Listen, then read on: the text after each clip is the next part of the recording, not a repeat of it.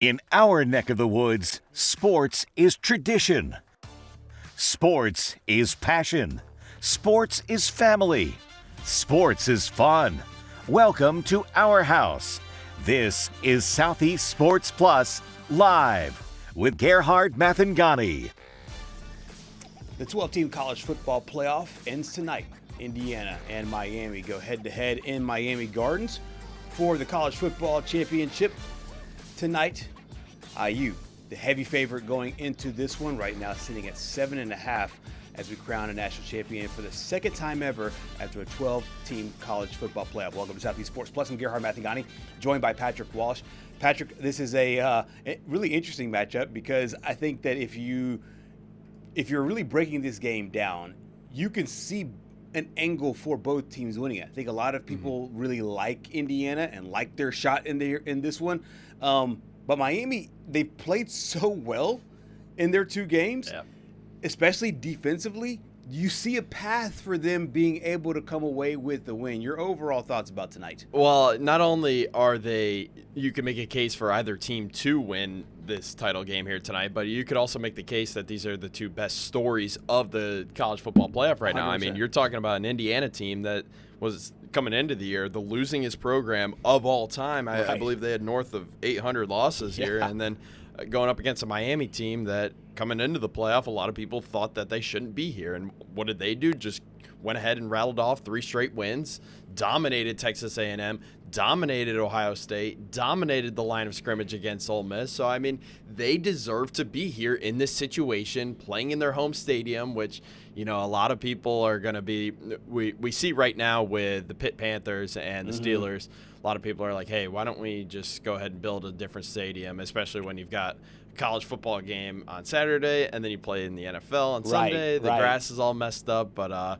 lot of controversy about that, but I'm pretty sure that this would be the only time that we'll ever see this where a team gets to host the national championship while they play in it. Right. The only other team that I think could have a chance of that is Temple. Probably, I was going to say either Temple. I mean, no game. I think they're FCS Cincinnati. though. Yeah, that's so right. So they'd have to move up to the FBS for them to have a chance. Right. I mean, and even like I was trying to think of all the destination places, but all of them have on-campus stadiums. I mean, Pittsburgh's never going to host a national. And I mean, like SoFi, the LA teams have their own on-campus, stadiums there as well. So, it will be interesting to see if Miami can get it done, like you said, on their home turf. But this is a season that I think will always be remembered by what Fernando Mendoza is doing, the kind of story he is. He talks about the stories, the storylines. Mendoza it's actually kind of crazy because he's I think it's of Cuban heritage, but they have close ties there to Miami. He could be on a very short list of guys that have won the Heisman Trophy and then went on to lead his team to the national championship and a national championship victory. And to be able to do it at Indiana and be the #1 overall pick, I think, as far as maybe the rooting interest of America, I think a lot of people are rooting for his story. And I know a lot of people, kind of joke about, just small things about his personality, but he just seems to me like a genuinely likable character in college football. And I don't know if it's going to lead to the national championship, but I do find I find it interesting because he's not like a Johnny Manziel. It's not like a Joe Burrow where there's plenty of love, but also plenty of hate as well. Right. He's a guy that you're either indifferent to or you really, really love. Yeah, and I mean, talking about his personality, he seems like the type of guy that you would invite over, just chill and watch some football on Sundays with him, talk about life, just stuff like that. I mean, he's got one of the most unique personalities I think I've ever seen out of a quarterback. Right. And he's looking to become, speaking of on the field, he's looking to become the first Heisman winner since Devontae Smith to also win the national championship. So it's been a few years. But what does he need to do tonight in your mind in order to pull out the victory? To me, I don't think he has to be Superman. He really doesn't, in my opinion, because that defense is playing so well. I think that if he just goes out and plays a very clean football game, he doesn't make a lot of mistakes. He's only, I think he has 7 interceptions for the entire season, maybe 8 for the entire year. He doesn't have to go out and throw for 300 yards and 3 touchdowns. I just, and to me, he's really never had to do that. Like what led him to the Heisman Trophy is like, hey, can you come up with some big plays late? And that'll be the key because this defense is legitimate. Yeah. They are legitimate. And now, can he dissect it enough to where they're effective running the football, and then can he pick up some big third downs? Because I do feel like there's certain defenses that are in football. You think now what's going on in Denver with the Broncos, and we'll talk about the NFL here in a little bit. Right. Can a defense lead you to a big game? To lead you to a big win? I think in 2026 football, you need some offense, but if there is a defense that can do it, I think Miami's defense is it. But Indiana's defense is really good as well. So I don't think he has to do.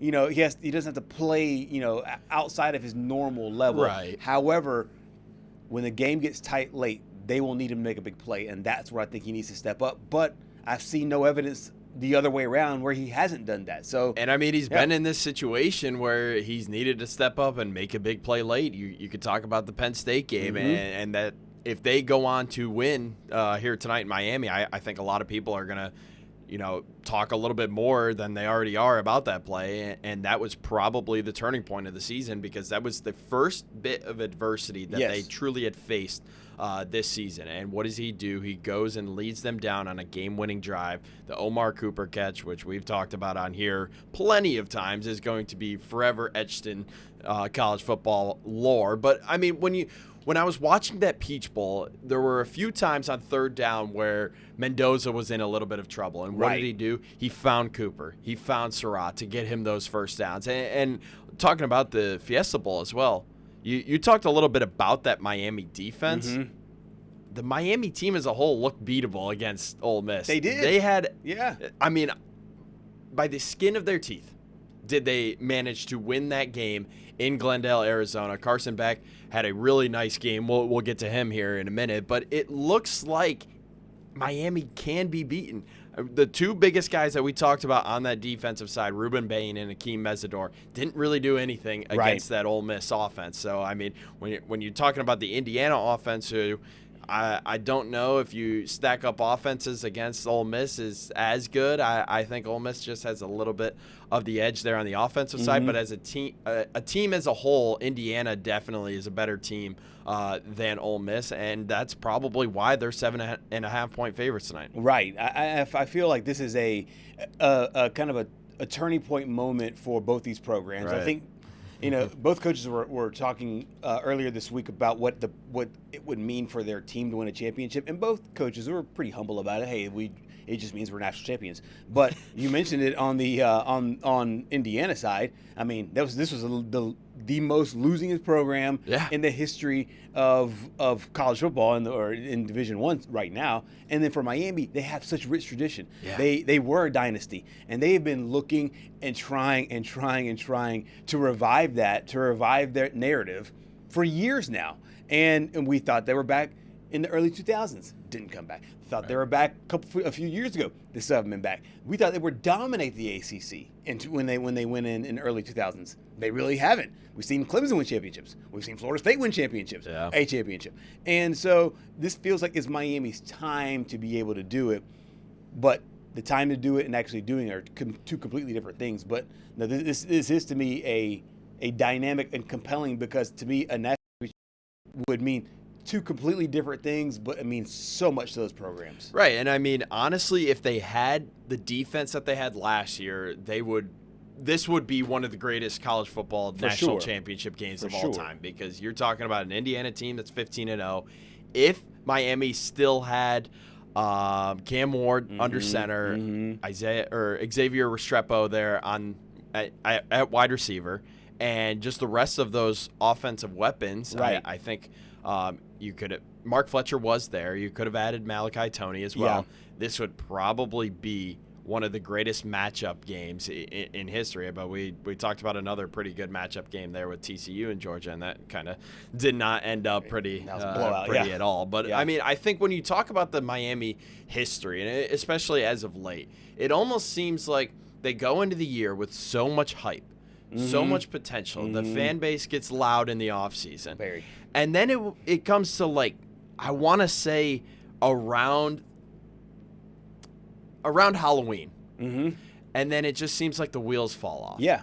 And then it almost turns into like a Dallas Cowboys situation where, you know, there's so much hype. This is our year. And then you come to the last few weeks of the season. I mean, they had one game to win and get into the college football playoff last year in Syracuse. Right. And they lost. Right. And they blew a 21-0 lead with the future number 1 overall pick. So I think that ate at Mario Cristobal here a little bit. No question. Obviously fired the defensive coordinator. Mm-hmm. Now you've got a new defensive coordinator who has been lights out. And now you've got a quarterback who seems to be taking care of the football here this year. Yeah. What do you think he needs to do tonight? Well, I think he number one, he cannot make mistakes because this is an Indiana team that will capitalize on every single mistake. And they've done it all year long. And you could make an argument that the way they won every playoff game so far is to capitalize on mistakes for their opponents. Yeah. They don't make many, and they capitalize on their mistakes. So if you're Carson Beck, I think for Fernando Mendoza, it's like, hey, can he keep his team in the game? Can he make big plays? And then can he win it late? I think for Carson Beck, it's you just can't make the big mistake. Right. Because 2 big mistakes in the Indiana team can blow you out of the water. We saw how we saw in the early stages of their previous game that, you know, they pounce on every opportunity. And so for Carson Beck, I think that it's, hey, yes, you're going to want to do a lot because this is a really good, really stingy defense. Lean on that running game. Lean on trying to hold the ball for as long as possible. If he gets into a situation where he feels like he needs to put up 300 yards, I think that's where they get in trouble. But the good thing for him is that they've won games this year, and even in these playoffs, where he's thrown for south of 150 yards. Yeah. He had to do a lot more against Ole Miss in order to get the win there, but I think he threw for 138 one game. I think he threw for 105, 108 against Texas A&M. Yeah. And so they've won games by scoring 10 points. They've won games by scoring north of 30. I think this is one of those it's got to be probably not 10. Probably won't do it, but I don't think you want to get in a shootout with this Indiana team because of how opportunistic they are. The thing that concerns me about this Miami team heading into tonight is when you go back and rewatch the Fiesta Bowl, I believe that they converted 11 times on third down. They were 11 of 16 or 17 or just definitely north of 50%. But you could chalk up to about 4 or 5 of those conversions on Ole Miss's inability to make an open field. I mean, Malachi Toney just torched the Ole Miss secondary in the open field. And I think Indiana is a lot more sound. They're better defenders. They're able to wrap up and tackle. And I think that's going to be a problem because once you get into these 3rd and long situations here tonight, then you're going to start relying on Carson Beck to throw the football, and they're 1-2 when he throws 2+ interceptions. The one win coming against South Florida, he threw 4 interceptions against Louisville. He threw 2 interceptions against SMU, both games that they've lost, and the only 2 games that they lost here. Absolutely. Both these coaches have a lot of history with Coach Nick Saban. I think it's kind of the anchor of it all on the coaching trees. They both work for Nick Saban, and ironically, Nick Saban actually worked for Kirk Cignetti's father beforehand. So there's been a lot of ties to Alabama and to the greatest coach in the history of college football. These 2 guys are now trying to win a national championship, which would mean completely different things for them as well. For Mario Cristobal, he's a former Miami player. We're seeing this in the NFL. D'Amico Ryans coaching the Houston Texans, Mike Vrabel coaching the New England Patriots. It feels different when you've worn that uniform before, and when you've been in the battles and you've been in the heat. And Mario Cristobal has a chance to be able to do that for Miami. But for Kirk Cignetti, he was a guy that, you know, famously told everybody to Google him. And I think now, if he wins the championship, he will be the most famous coach probably in college sports right now. I mean, it's just as far as his profile being raised for people not knowing him 3 years ago, 5 years ago when he was at JMU to what he's doing now. Coach Kirk Cignetti, a guy that's in his early 60s, I would say, kind of hitting the prime of his career. He talks about when he was younger, what he's learned and was propelled him to this point. My dad was a great leader, but he led by example. He had a certain presence to him. He had a great work ethic. And discipline. He overcame cancer twice. My senior year of high school, when he was head coach at West Virginia, was given his last rites twice, and really never got to quite finish what he started there. Coach Bowden, I can vividly remember a game at Maryland at halftime in the locker room, something that will stick with me forever in terms of him and the team. I'm not going to share that message. But I just think I learned a lot from my dad and the game. And I always knew what I wanted to do and drew from every person throughout my career, assistant and head coach. And while my journey is very unique, I think it did prepare me for this particular opportunity and the changes that have taken place in college football. So Coach Cignetti, it feels to me that he's carrying on a legacy, of course, yeah. and I think so many people have a respect for his father. That really puts it into context of what his father meant to him. I think it's a story that's you can easily root for just because of what his father had to go through. And it feels like this championship would mean so much more to his family, more so than it does to him, and kind of winning the championship that his dad was never able to win. Yeah, and I mean, I believe it was actually 2 weeks ago, ahead of the Peach Bowl, it was a little bit of an emotional visit for him to the College Football Hall of Fame to see where his dad was enshrined. And obviously, I think we need to start having a conversation about why in the world do the best football coaches come from the Morgantown, West Virginia area. Yeah. I mean, yeah. Curt Cignetti, Nick Saban just down the road in Fairmont. I mean, goodness, it's just absolutely incredible. But I think this would be the perfect capper to what has been a historic season, not only for Indiana, but for college football in general. Second year of the 12-team playoff, trying to get a little bit more expansion. The SEC isn't budging on what the Big Ten wants in a 24-team model, but I think, at least for now, I think 12 teams is good. Yeah. If we want to expand, we already talked about this, so we won't go too far in depth, but 16 is the most. But with the expansion, it brings up the question where it's like, okay, it's January 19th, and we're just now getting the national championship game. Should it be moved up? I believe next year it's going to be like January 27th. Right, yeah. It's going to be so much deeper in a month, and it just feels like, hey, there's so much downtime. And it runs it's like too much. Right. It runs so opposite of regular season. And I think all these guys are creatures of habit. I think if you're a football fan, yes, you love the NFL playoffs, Right. but I just hate the fact that you play a game outside of your bye week. You play a game every single week.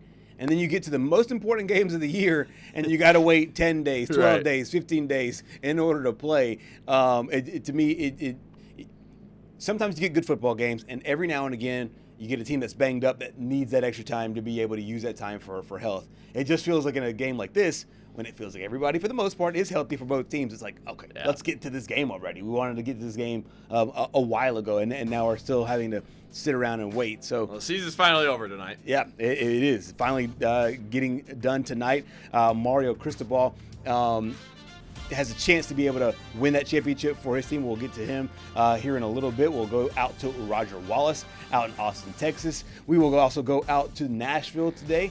Great show on board for today. Southeast Sports Plus will continue after the break. Stay with us.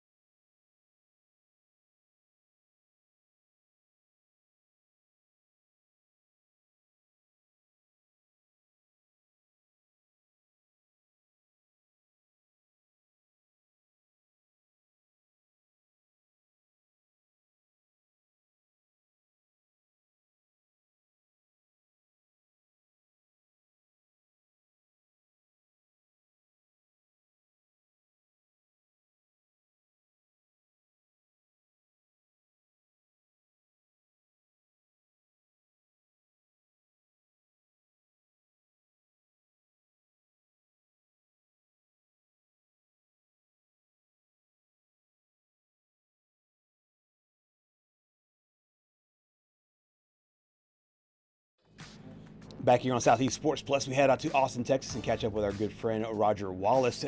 Roger, this is a Texas basketball team that seems to be a bit of an enigma. They go on the road, they beat Alabama, they beat Vanderbilt, give the Commodores a loss, and then they lose to Buckyball in a battle of two first-year coaches, Sean Miller and Bucky McMillan. We were talking during the break about the way that this thing kind of escalated, and the way that Buckyball is, they can score a lot very fast, the way they've been able to play. And Texas was on the other side of that. Break down what you saw there as the Longhorns fall to the Aggies. Yeah, well, first of all, guys, I'll go back to what I said about I think this team's going to be, and it's going to be a team that has a hard time and probably will win some games they weren't supposed to. I'm sure Alabama falls into that category. Mm-hmm. Maybe Vanderbilt, all that was a home game. And then just when you think maybe they've turned the corner, all of a sudden they're projected as a double-figure seed in the tournament where they weren't even thought of a couple of weeks ago, and then they lose at home in a highly anticipated game. Suddenly everybody's fired up. And I think Sean Miller, that was one of his big frustrations, as knowing what was on the line. They came in with confidence, but that can be a two-way street, as you know. Confidence can creep into, all right, thinking you've arrived, and then you get knocked in the face by A&M, a team that Sean Miller likes to do it too. They like to play at a fast-paced, high-possession game. They want to score it, but it didn't work out, and it was a little stretch. You know, coaches always talk about last 4 minutes of a half, first 4 minutes of the second half, and that's exactly what Sean Miller talked about when it was only a 5-point lead with about 4 minutes to go in the half, but then you go 8 minutes later into the second half, and it's a 15-point swing. And right. Although it was still a relatively close game, Texas just couldn't get over the hump. That would fall into the bad loss category. Now they got to go back on the road to Kentucky on Wednesday. What went wrong for you? And I'm sure there was a few things that you could pinpoint it to, but overall, what was the main reason why Texas was unable to pull out the win? Well, I mean, I'll defer to the head coach, but he just thought they were a step slow. But this is a team that they got to make shots because they're going to give up points. And, if you look at the numbers, every number is almost dead even or favors Texas except for shooting percentage. Right. And they allowed A&M to shoot over 50%, and Texas shot just over 40%. So other than that, Texas shot and made more free throws. Turnovers were relatively even. You look at all that. They didn't overly foul like they've had problems doing before. There you see the stat about the bench scoring. Certainly that's something that needs to stay consistent. You see the 8 turnovers, but that's a pretty low number when you think of a high possession game. So again, a lot of times it comes down to the most basic thing. The old saying, it's a make or miss league. Right. And Texas didn't shoot the ball very well, and that turned out to be the difference. If you're not shooting it well, those deficits you're trying to come back for, you're down 10. It feels like a lot more. Mm-hmm. And I was concerned that Sean Miller was concerned that they were a step slow when you're talking about a game of this magnitude, this time of year, with this team seemingly feeling pretty good about itself after the last 2 ball games. No question about it. Sean Miller after the game about letting this one slip away. And I'm telling you right now, in the first 4 minutes of the second half, we were not ready to play. There was one team that was running fast, and there was one team that was not running nearly as fast as they could. There's one team that came out of halftime ready to play it all the way to the end from start to finish, and one team that, for whatever reason, just couldn't quite get up and get after it like you're capable of in the SEC in a game of this meaning. If you add up the last 3 or 4 minutes of the first half and the first 4 minutes of the second half, that's where the game was won and lost. They crushed us in those 2 segments. For most of the game, I thought we played with a lot of effort and we did some great things. But that 4-minute segment, what happened in that 4-minute segment was a reflection of us not understanding the stakes here. So next up, Roger, this is a basketball team that has to go to Rupp Arena. And I know that Rupp probably doesn't have the same, to these kids, obviously, they don't necessarily understand and or fear it the same way that you probably would a generation ago. But now the team goes to Kentucky, that a team that's kind of, I don't know if they found themselves, but they're playing really well here over the last few games. What do you want to see change as they now face the Wildcats? Kind of like Texas, right? They struggled. Everybody's piling on Mark Pope, and then all of a sudden they steal that game at LSU, and then they beat Tennessee. And what a breakdown by Rick Barnes in Tennessee to lose that ball game. So all of a sudden Kentucky's feeling pretty good. They're coming home. Sounds familiar, right? and Texas kind of limping in a little bit. So I think this is a game, guys, where you're gonna have to weather the storm. Rupp's gonna be alive. It's a special place. It's, like you said, it may not be what it used to be, but still, it's going to be a tough environment for Texas to go into. And we know what Mark Pope's teams want to do. They want to get them down the floor. They want to score. Texas got to match that and make sure this thing doesn't get away from them early on, because we're in that part of the schedule now where you thought, okay, they beat A&M. They're 3-2 in the conference. If they split the next two, Kentucky and Georgia 4-3, looking pretty good. Now all of a sudden you're 2-3. You lose to Kentucky, and you're coming home against a good Georgia team. It's a noon tip on Saturday, right. and you're on the doorstep there of really digging yourself a hole. So, pretty big game. It's gonna be a tough one to win at Rupp, but it was a tough one to win at Coleman. Very true. In Tuscaloosa, and they figured out a way. So maybe that's just kind of the DNA of this team is when you least expect it. But I think that's going to be a tough one on Wednesday night, no doubt. Absolutely. We'll flip it over to the women's side, because this is a team that made a lot of noise in the they did beat the Texas week. A&M. And they did beat Texas A&M. This comes after 2 losses, and Coach Vic Schaefer, we've talked about it before, how he kind of let his feelings be known, the fact that he thought that the SEC had a vendetta against them. Lost 2 games, but as Patrick just mentioned, beat Texas A&M. And I think when we were talking about this during the break, I think the highest respect is that, hey, even though they have those 2 losses, they still remain 4th in the national polls. So the pollsters don't think those are bad losses. Now they kind of get back on their feet. What did you make of the week for the women and just the way that they continue to handle themselves and bounce back from adversity? Yeah, you think about, you lose by 5 at LSU and by 3 at South Carolina. So two highly ranked teams by a total of 8 points on the road. And then that A&M game, it started out like maybe they had a little hangover against A&M. I don't know how close you guys follow. This is a 10-point game at the half, 34-24, and Texas wins by 45 points. Now, I know none of us are math geniuses, but we can figure out that must have been one horrendous second half for Texas A&M, and that's the case. 23-3 in the third quarter. A&M shoots 17% for the game. And how about this, guys? Ashton Judd hits a 3 with under a minute to go for Texas to snap an 0 for 17 from 3 for the Longhorns in the ball game. So they do it the old-fashioned way. They do it with 2s and free throws. And I saw the graphic. Kyla Oldacre had 10 points to go with 18 rebounds for the double-double.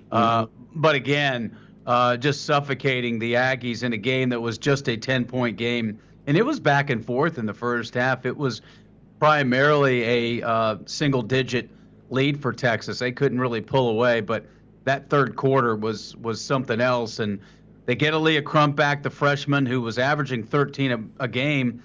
She went down with that foot injury before they went out to Las Vegas.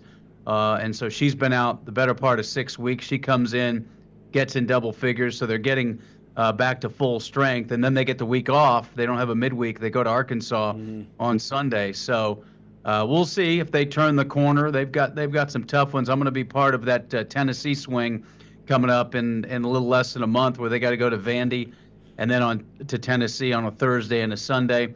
So they got a lot ahead of them, but we'll see if this was a blip, losing to South Carolina and LSU back to back, because what they did the Aggies it wasn't pretty in the second half.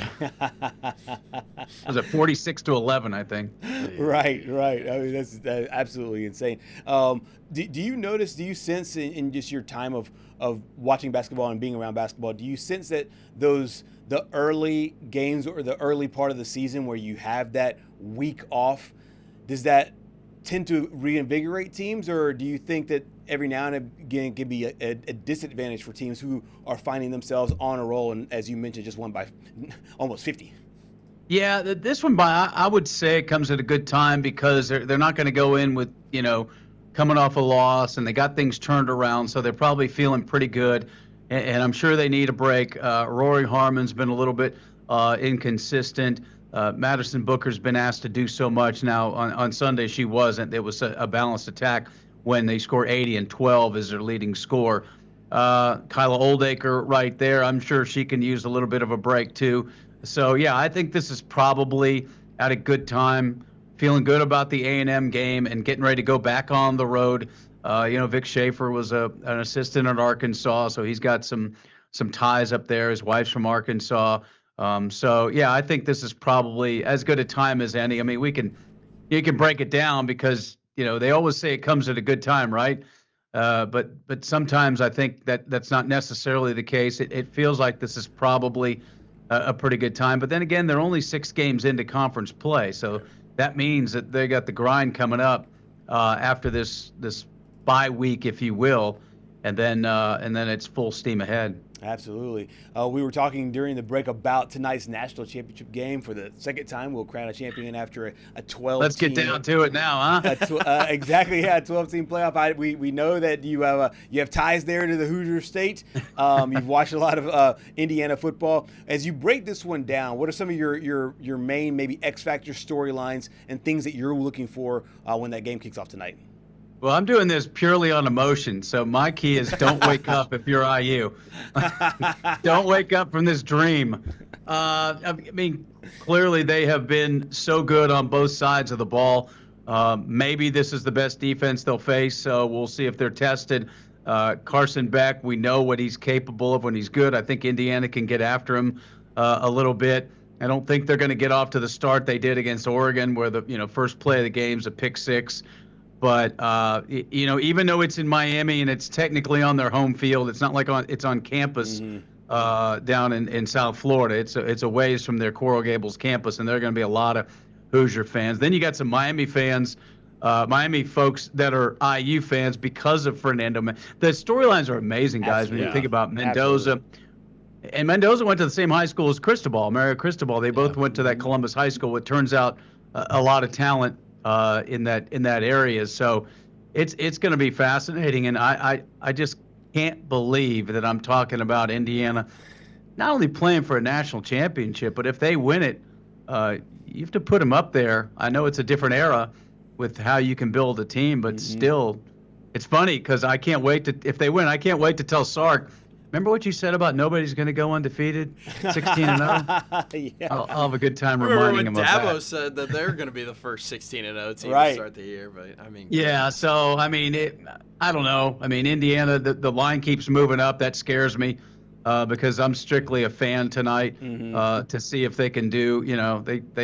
They have as many losses as they had wins my senior year. So this is all just kind of fantasy land for me as an IU football player, and I didn't get too wrapped up in it because they were no good, so there was no emotion. Right. I was on edge for IU basketball back then during the night days, and that was a 4-year stretch where it wasn't a great 4-year stretch. They did end Michael Jordan's college career my junior year when they beat him in the regionals in Atlanta, but they didn't go to a Final Four. They didn't even go to the tournament my senior year. They went to the NIT and lost in the championship game to UCLA and Reggie Miller, and then 2 years later they won the national championship in New Orleans with the Keith Smart shot. Roger, I could just talk about this all day. Just a national championship question in general. Gerhard and I were talking in the last segment about how it's January 19th and the national championship is being played right now.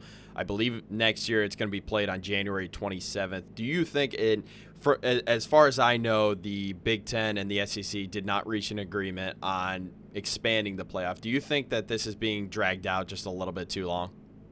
It feels like it. I don't know what the solution is because you're going to have time in between games no matter when it is. But yeah, it kind of feels like it's not in the stream of consciousness for a lot of fans.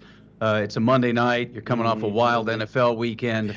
Like you said, we're now mid-January. Now for the Miami fans and the Indiana fans, they've been on pins and needles for a week. I don't know the solution. I mean, I don't see how you can cram this season and have it end around New Year's like a lot of people talk about. You're going to have to get rid of the conference championship games, and you're probably going to be playing games before August 20th, right? Or you're going to cut down a game. I mean, I remember when they went from 11 to 12, and and Texas had to add Sam Houston State to get that 12th ball game. I believe that was '06, the '06 season, maybe '07. So I remember when it was an 11-game season. I think everyone was fine with that. So I don't know the answer. Yeah. Because of if you expand, you potentially get more weeks. Now, if you go to 16, you don't. Just everybody plays the first round. Right. So, but yeah, it feels like it, doesn't it? That people. When was that semifinal game? Oh, it was last Friday, a week ago Friday, or a week ago Thursday. And it's a Monday, and I know a lot of people are upset that Monday night, school night. It's not a school day, but a school night for kids. Right. At least they're starting it at more reasonable hour. About 6:40 Central Time. But yeah, I don't know what the right solution is for that. And I don't think I don't think anybody wants to go to Austin on August 20th and go to a day game.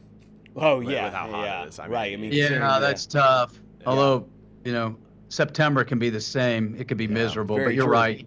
Very true. You're right. And then you're pushing back, training camp into July. I don't know. I think we're gonna keep expanding because the money's gonna be there. Yep. I guess the big question will be the championship games. If they get rid of that weekend, you get a little more flexibility. So you either get rid of the championship games, you go back to 11 regular season, or you start the season even earlier in August. Right.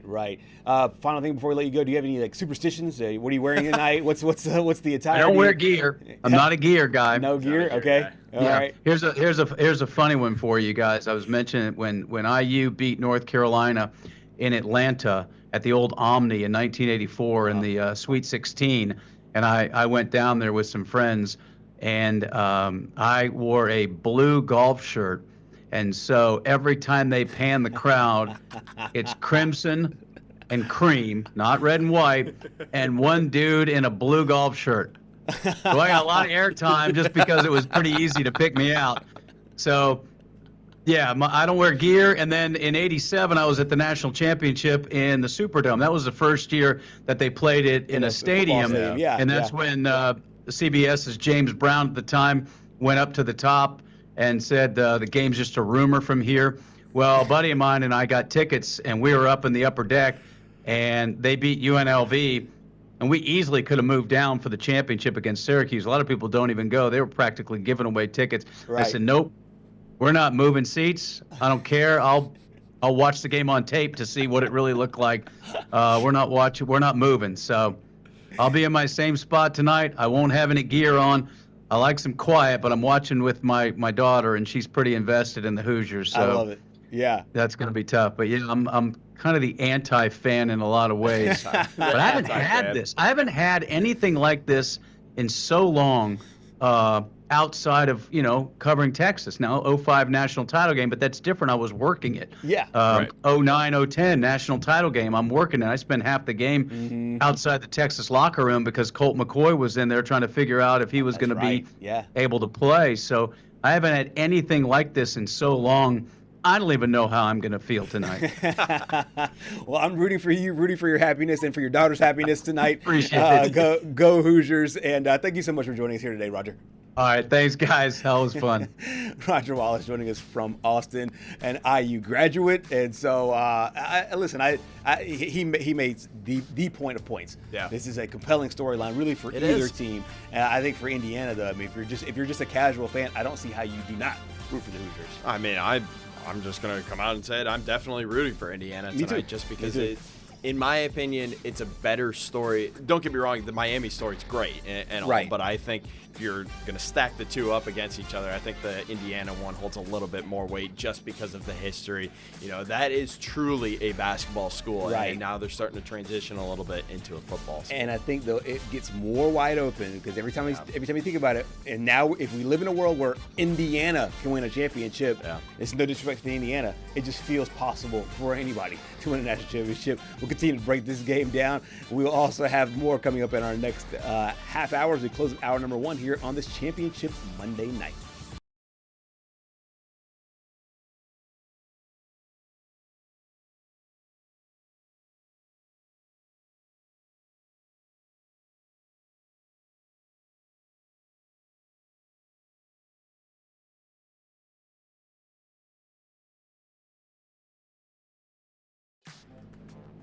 Back here on Southeast Sports Plus, we are now into the conference championship round of the NFL playoffs, but one team that has perennially been fighting for a spot in that championship and in the Super Bowl is the Buffalo Bills. They are now without a head coach, but Bills firing Sean McDermott yesterday, or today I should say, after 9 years on the job. Patrick, this is one of those ones that feels interesting to me for a lot of different reasons.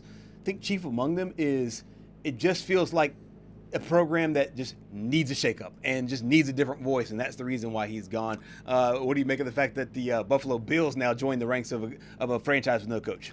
I'm going to disagree on that because this one, in my mind, feels a lot like the James Franklin situation, where you're just prematurely firing someone just to fire someone. Really? And so I think, I think the fact that Terry Pegula, the owner of the Buffalo Bills, gave Brandon Beane, the general manager, a promotion up to president makes zero sense in my mind, because if you take a look at that Buffalo roster here this year, that was Josh Allen, James Cook, and who? Right. I mean, when Khalil Shakir is your only wide receiver truly on offense, you have Keon Coleman, who can't even make it to practice on time and can't keep his head straight. You've got Brandon Cooks, who, you know, I love Brandon Cooks. Same. But he's over the hump in my ear. In my opinion, I think he is probably nearing the end of his career. And you could talk all you want about the controversial interception. I don't know how you can make that call in that situation there late in the game. I don't know how you can. I don't know how you can justify that. But I also don't know how you can justify firing Sean McDermott, who the team that was put out on the field this year was not his fault by any means. If I was the owner, I would have fired Brandon Beane before I would have fired Sean McDermott. He's the one that puts the team on the field. And when you take a look at that roster, again, there was no Mahomes in the playoffs this year. There was no Burrow in the playoffs this year. No Lamar. Those two, no Lamar. Well, I would say no Lamar, but I mean, Josh Allen's had Lamar's number in the playoffs in the last few years. But when you talk about Mahomes and Burrow, two guys that have handed Josh Allen 6 playoff losses, because now you look at Bo Nix, and you also look at, I believe Deshaun Watson was the first when he was still at Houston. Those guys weren't in the playoffs, but you didn't add anybody at all to help give Josh Allen some weapons to be able to beat the Broncos in the AFC divisional. And then what do? You just go and fire a head coach. I mean, it's nuts. I don't know. I thought that, fairly or unfairly, I thought it might be unfair, and it might actually speak to your point. It felt like this postseason was going to be, if the Bills don't make it to at least the Super Bowl, they were going to fire Sean McDermott, because, like you said, with no Patrick Mahomes, with no, and I'm adding Lamar in there, even though, as you mentioned, Josh has had Lamar's number, but the top tier quarterbacks in the league were not in the playoffs. It felt like the runway was wide open, but it also felt like a really tough ask for the number 6 seed, because obviously they didn't win the division because of the Patriots, for the 6th seed to go in and rattle off 3-4 straight wins to be able to get there. But that said, you look at the Bills so far this season, and they stumbled even in the regular season. Yeah. And some of that, I agree with you. I think a lot of that is based on the fact that this roster just was not ready to compete. It was not a playoff roster by any means, but because of Josh Allen and Sean McDermott, the two of them got them into this spot. And I will say this. I don't mean to cut you off. No, you're good. The Bills were long overdue for a game where Allen sold them. I'm going to just be honest, because he bailed them out so many other times. I'm talking about that infamous one in Kansas City where it went back and forth, the 13 seconds. The defense has historically sold Josh Allen in the playoffs so many times. So, I mean, for him to come out and have one of his worst games of his career, it just felt long overdue. And, I mean, I just don't know, though, if firing Sean McDermott is the right move, because who are you going to get now? That's the thing. I mean, Harbaugh's off the board. He's officially signed with New York. Stefanski just signed, I believe, with Atlanta here recently. And I wonder if you give either one of those guys truth serum and say, hey, do you wish you would have waited a week? Yeah, I'm sure they both would. I think both would. Because this is easily the best job open in the NFL right now. I mean, how can you justify that the Giants and the Falcons are a better job than the Buffalo Bills are right now? So who do you go out and hire? Because I'm hearing... I have one name in mind. Who I would like to hear it. It's Brian Daboll. And because of his relationship with Josh Allen, if you go back to Daboll's time with Josh Allen at the very beginning of the year, or the beginning of his tenure, you can make an argument that Daboll kind of cleaned him up, so to speak. Yeah. Made him obviously not more accurate, but just help clean off some of the edges. Now, I don't know if the Bills will go there. Obviously, they have a history with one another. It just feels like a logical choice to me, given their history. I don't know if that'll fire up the fan base, but this is the top job that is open. Yeah. I mean, you look at Josh Allen, you have the reigning MVP. I know he's not going to win this year, but you have the MVP. He'll get some votes this year. You're going into a new building. You're going to a new stadium. I feel like, and this will obviously be, Billy Beane's. Sorry, not Billy Beane's. Brandon Beane's decision about who the coach would be. I just feel like you're starting over in a place that feels like it's as close to ready for a championship. They got to get this one right, though. You cannot get this one wrong. Yeah, but I mean, at the same time, like I know Daboll can basically thank Josh Allen for getting him that job in East Rutherford. I mean, there's no question about that. It's just, I don't know how you can sell that to your fan base, though, that Brian Daboll's a better head coach than Sean McDermott is. And I know that from what I've seen, the Bills fan base is about 75% on what are we doing? We fired the wrong guy on. And about 25% being, yay, finally we can move on from McDermott. So I don't know, because now I think you have to go with an offensive-minded coach. Obviously, Sean McDermott came over from Carolina after he led the Panthers to Super Bowl 50, which that feels like a distant memory. It does. Now you have to go with an offensive mind for Josh Allen. And I think if you're Brandon Beane, yeah, you got the promotion, but now it's really on you to get these next few years right, because you gotta get it right, yeah. You cannot waste the prime of Josh Allen, because right now he's looking like the next Jim Kelly. Yeah. And it's really unfortunate, because this is a Buffalo fan base that is just they are dying for some success. Yeah. But right now it feels like Josh Allen is the next Jim Kelly, and the Buffalo Bills, I'm going to say it, are the Dallas Cowboys of the AFC. They can make the playoffs, but when tell me, what have the Bills done that the Cowboys haven't? You won one more game. Congrats. You still have 0 AFC championship wins. Yep. You haven't made the Super Bowl. You lost 4 straight Super Bowls back in the 90s. What are you doing? Right. And at least in those situations, they won the AFC to get to that point. This year, haven't even won the AFC to get to that point. Josh Allen, after the game, very emotional. Very emotional press conference. He talked afterwards. I saw some of the players in the locker room. They were emotional as well. Josh Allen, after the game before losing his head coach. I feel like I let my teammates down tonight. Missed opportunities throughout the game. It's been a long season. I hate how it ended, and it's going to stick with me for a long time. Yeah, can't win with 5 turnovers. I fumbled twice, threw 2 picks. When you shoot yourself in the foot like that, you don't deserve to win football games. With Josh Allen, they talk about the roller coaster, how he's good and he's bad. Ultimately, do you see him being able to get better from this, or is this the start of maybe something more concerning for a Bills fan? I don't know yet, because first you have to nail this hire. There's no ifs, ands, or buts about it. Right. You have to nail this hire, and in my mind, it has to be an offensive coach, because you look at what Joe Brady did this year. The Bills had the #1 rushing game in the NFL. The passing game, I believe, was 13th. So when you combine the two, I believe they had the 4th best offense. I don't know also if this was a firing because, Buffalo saw that Joe Brady was getting interest elsewhere, and they were like, no, we want to keep him in-house, so we're just going to promote him and then make Daboll the OC. I could see that. And who are you going to get as DC? Maybe Brian Flores. I wouldn't mind that. So I mean, all I got to say is you got to nail this hire. You got to. Absolutely have to. And the time is ticking. Some of these coaches, as you mentioned, Jim Harbaugh's now off the board. John Harbaugh's now off the board. You also have Kevin Stefanski now off the board. 2 really, really good coaches there. So I expect the Bills to move quickly with a bunch of jobs open, including those Baltimore Ravens that we talked about just a moment ago. Coming up next here on Southeast Sports Plus, we will talk the college basketball poll now out. Find out which SEC teams are ranked next.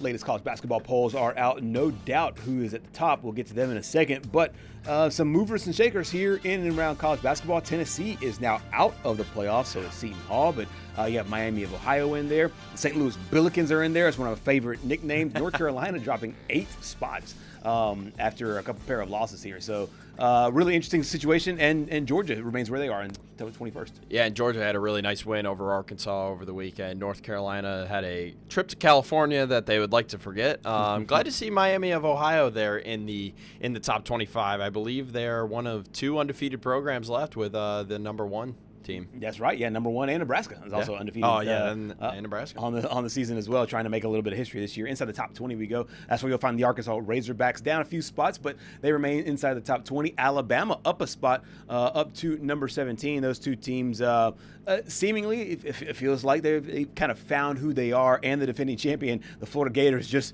they keep making noise. I'll tell you what, this is a team that looks dangerous right now. Yeah, and we'll talk about them and what happened and what they forgot. Right. Headed over to Vanderbilt here in the top of the next hour. But Arkansas, it seems like those weaknesses of the youth are starting to get exposed here a little bit. At one point, Vanderbilt was the highest-ranked team in the SEC. Pair of losses. They're now 16-2, dropped down 5 spots. They're inside the top 15, though. You also have BYU falling a couple spots there as well. But Vanderbilt, no longer the highest-ranked SEC. Actually, they still are. They still are. Yeah, they're at number 15. Yeah, nice.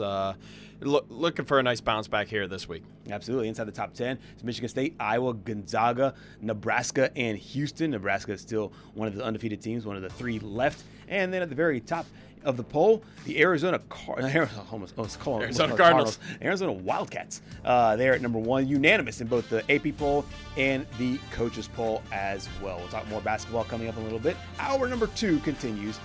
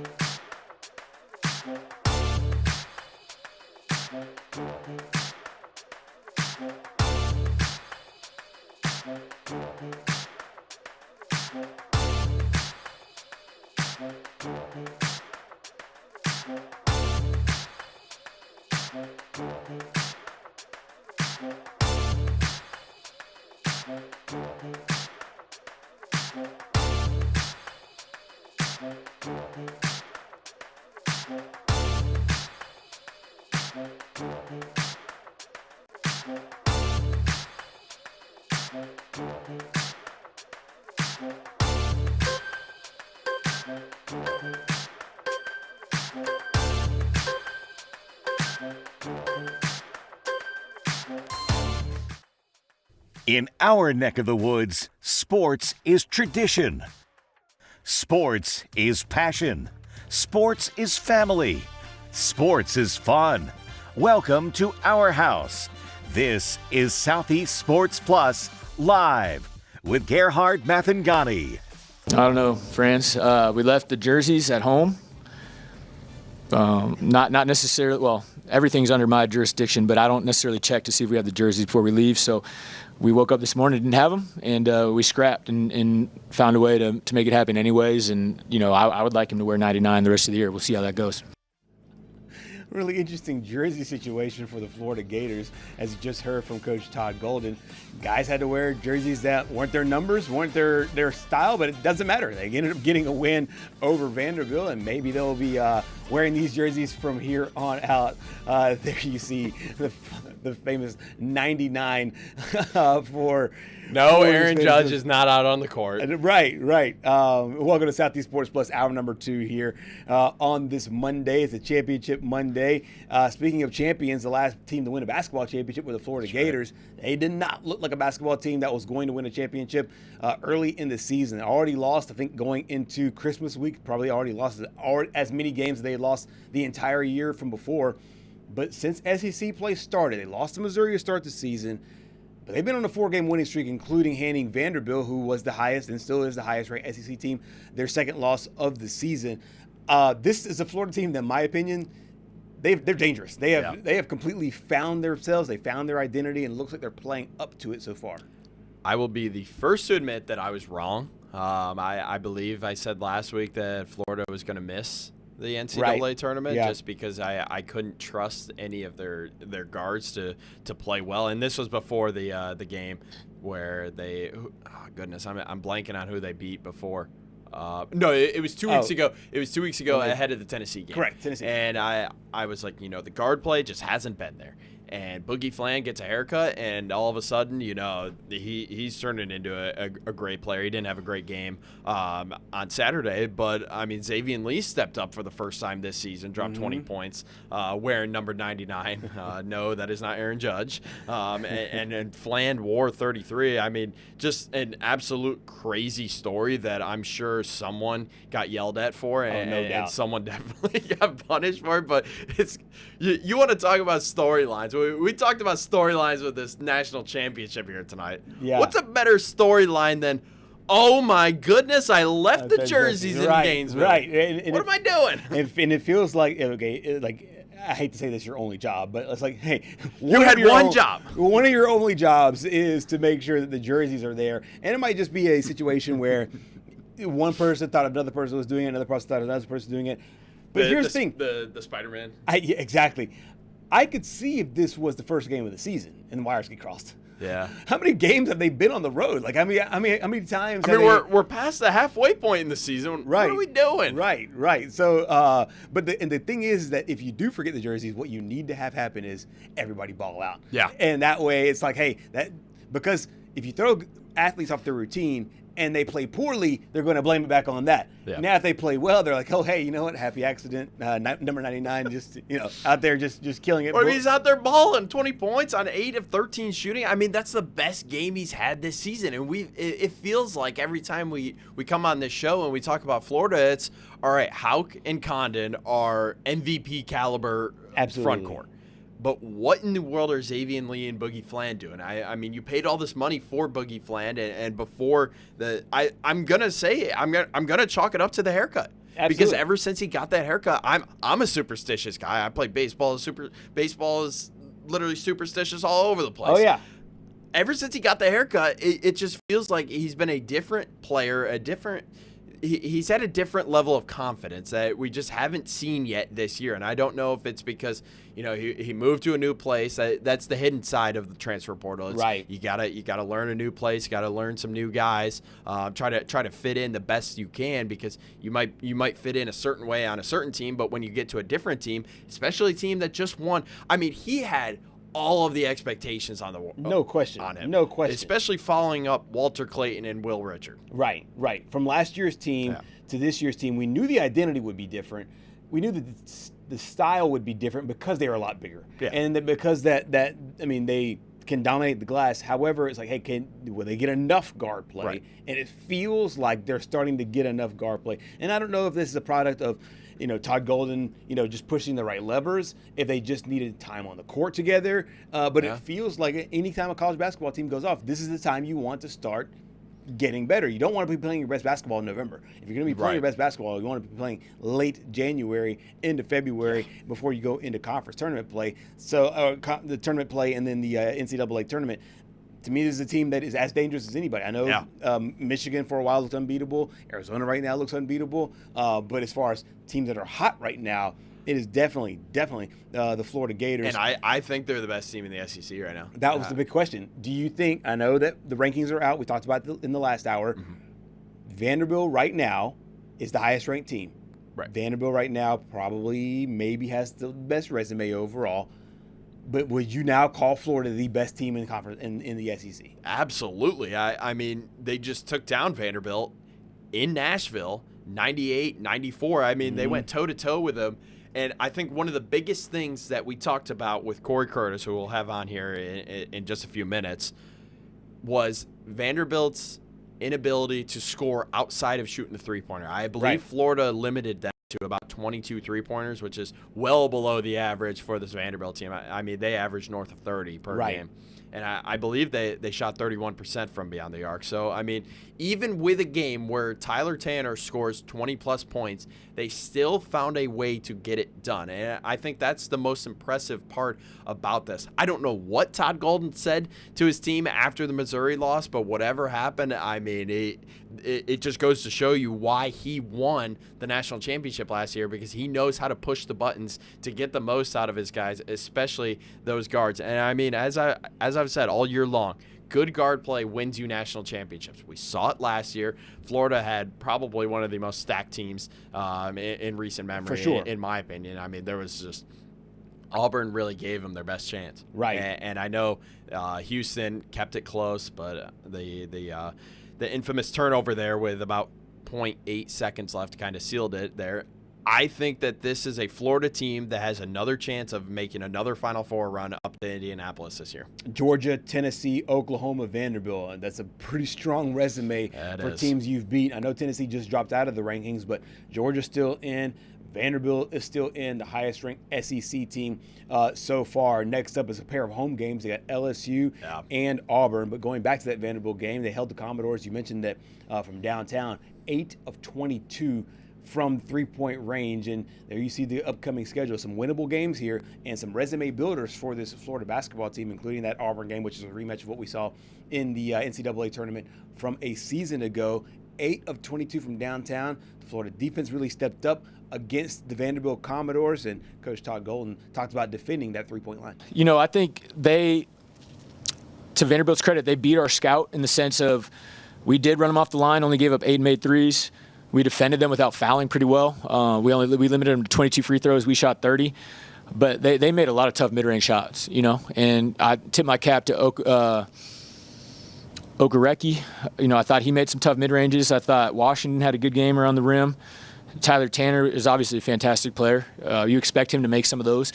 But there was times in the second half where I thought we were playing well enough to extend, and they were continuing to make those tough mid-ranges over a contest.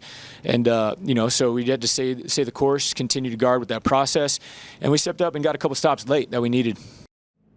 You mentioned Tyler Tanner, and you mentioned him just a moment ago. 20-point game, so it's not like the stars fell off for this basketball team. We'll break this down with Corey Curtis a lot more, but is it concerning that your best player comes away with this kind of game and they're not able to pull away with the win? I mean, yeah.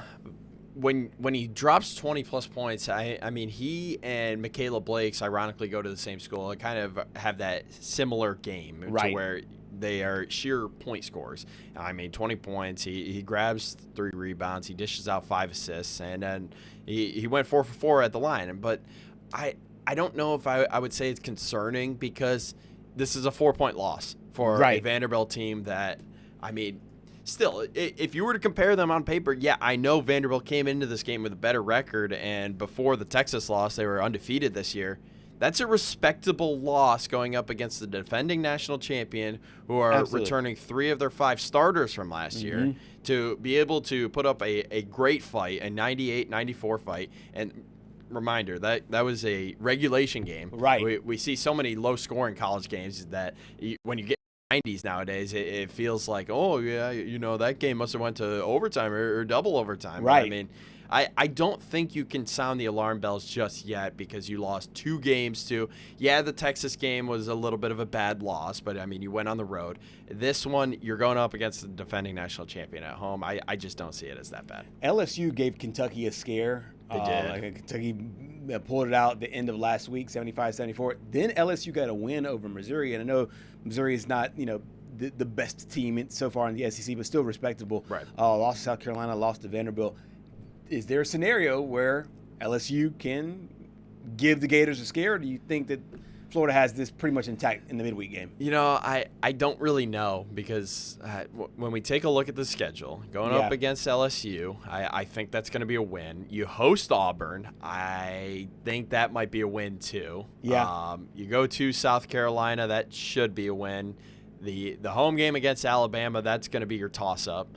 Depends on what three-point shooting Alabama team shows up that night. And then you go to Texas A&M, where it just seems like buckyball is just taking over the SEC here lately. So, I mean, I could see a stretch where you go 3-2 or better. And I think if they go better than 3-2, then we need to start having conversations about, can this be another back-to-back national champion Florida team? Yeah, they would still definitely have the advantages going into the NCAA tournament, given what Todd Golden and company did just a season in the NCAA tournament and in the SEC tournament before then.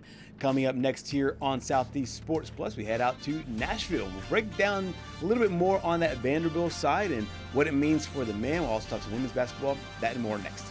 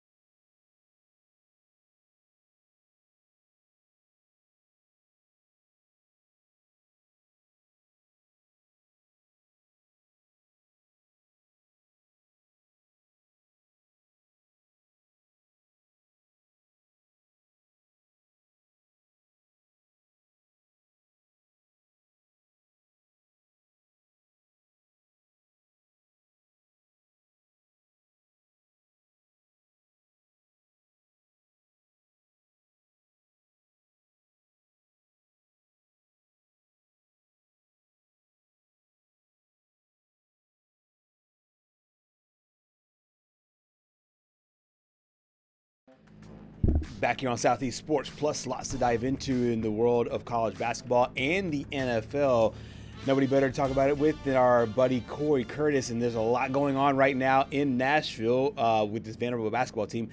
Corey, the last time we talked, both the Vanderbilt men and women were both undefeated going into another week. What did you guys do? You ruined it. Yeah. But we had the good juju for weeks and weeks and weeks, and then lost 2 games, 2 close games, and really no shame in either one of those losses. But now sitting here with 2 losses and the way these kind of games have played out, big picture, is there cause for concern that maybe this team is heading back to the median, or do you think that this could just be fuel for Mark Byington and company as they move forward? I think it's conference play, and we talked about this a couple weeks ago. You're going to lose games in conference play. Last I checked, Florida was the defending national champs, right? Yep. Okay, they're pretty good. Yeah. And ever since Texas lost at Aubrey Calvin with a huge 3. And ever since Texas lost in Knoxville, they've been pretty darn good. I don't know what they did their last game, but it was Texas's night. That was clear when they played down there in Austin. Texas, definitely brought their A game. Vanderbilt did not, and so Texas absolutely deserved that win. But you knew they weren't going to all be easy, and you knew they were going to take some on the chin. And truthfully, I think we would all agree you need to lose some to expose your warts and find what you really need to get better at. And Mark Byington has said, even when they were undefeated, our goal is not a long win streak or going undefeated. Our goal is championships. Right. And the path there is not always straight. And that's not discounting losses. You lost back-to-back games. And so clearly there are some things that they've got to do better, but I also don't think you can panic at this point, losing on the road at Texas and to the defending national champs. And what was that, a 4-point game? Right, yeah, it was a 4-point game in 98-94, yeah. Yeah, there you go. So, it's going to happen. Now, we'll see where they go from here, because if you don't rebound, then maybe there is cause for concern. If you don't improve, then maybe there is cause for concern. So we'll see. I mean, glass half full. This is a team led by Tyler Tanner, and he has not shrunk in the moment. He's still played well. Put up 20 points in their previous game. Is that a, in your opinion, is that hey you can really count on this guy moving forward, because this is not, he leads the team, but he doesn't have to be Superman every single day to be able to pick up wins. I know that they're coming off 2 losses, but my big picture is the fact that he still played really well even in the losses. Yeah, well, I mean, they've got other guys who can score. We've seen that, right? And so he doesn't have to do it. But I mean, you're looking at, a bad game for him now is going to be 15 points. Yeah, I mean, he's up around 20 clearly each and every game, and he's and Duke Miles has been averaging 17, 18 a game as well, but he's been hurt some, so he hasn't been as consistently on the court as Tyler has. But Tyler certainly looks like the guy, and the guy you want to have the ball in your hands, and he's proven that his big games are not just a flash in the pan. That he is that guy. I mean, I think we can safely say he is that guy, like you talked about, even in the losses, putting up 20 points. And he's not scoring 20 points on 35 shots. Right. Okay. Right. He is no still Carmelo Anthony stat lines up here. Very effective, very efficient. John Kitna was always my favorite fantasy quarterback. Oh yeah. The Lions would be down 35 at halftime, 100%. and you knew he was gonna throw for 350 before it was over. Yeah, he would need it just because like you said, they were down. Oh yeah, they'd lose, but John Kitna would deliver the points. Four touchdowns. He'd give you 40 points in fantasy, just balling out of control. Coach Mark Byington talking about this 2-game losing skid after falling to the Gators. Well, we competed much better tonight, and look, this league's tough. I think we were down 4 on the road at Texas, about 9 minutes to go, and this had a bad segment there in a tough environment, and then with size, without size, everything else. I mean, under 2 minutes we're up 1, and up 2. I'm sorry, and we just could not get over the hump. So. Sometimes it's not the size, your height, but it's how you compete. And Jalen Washington played really well tonight. Our entire team did, and we just came up short. The road doesn't get any easier for this club. They now have to go on the road to face a really good Arkansas team and Coach John Calipari, then go on the road again to Mississippi State this week. What will they need to do to stop the bleeding now that the book is kind of out on this squad about the way that you can beat them, now going to Fayetteville and going to Starkville? Well, they just need to shoot the basketball better, and and obviously you've got to defend. I mean, when they played at Texas, they gave up a lot of points in that basketball game, and we always say defense is something that should never take the night off. And that was the one game that got away from them. And then you played Florida, and you shot the ball all right, but you gave up 98 points. You're not gonna win a lot of games giving up 98 points. So I think you have to talk to Mark Byington. I would think it would start on the defensive end, and that's pretty much where it starts with every coach. And you can't score 0.6 at a time, but you can lock down each possession to 0 at a time defensively. Yeah. One guy not named Tyler Tanner moving forward for these next 5 games that is your X factor, and why? What is Tyler? The guy, his name escapes me. Tyler Nickel. The big forward. Yeah, Tyler Nickel. Yeah. Because he is big, he can play physically inside, and he can be a consistent 3-point shooter. He's the guy you don't talk about who can drop 20 on you, and also be a presence inside defensively. And so I think he can be a leader, and I think he can be a presence for this basketball team. But I think, like I said, Duke Miles is a guy who has been hurt, and I think getting him back full strength. I think both those guys can be real X factors for this team moving forward. Absolutely. Flipping over to the women, they are still undefeated on the season and is number 5 team in the country. I know they're on the court right now in a top 10 battle against 4-point game. 4-point game. Yeah, against the Michigan Wolverines.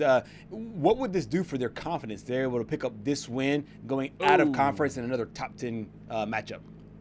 Well, Michaela Blake's just got stripped with 45 seconds to play to make it a 2-point game. Yeah.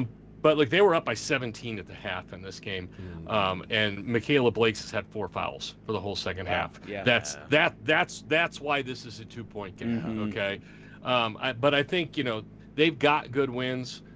Michigan on a neutral floor, I think this team had plenty of confidence, but I think this one sends a clear message to everybody, how good this team is. They're undefeated. They're 18-0. What they 5-0 in the Southeastern Conference, and it's a shot for the league outside of the SEC if they can hang on and win this basketball game. That was a huge turnover.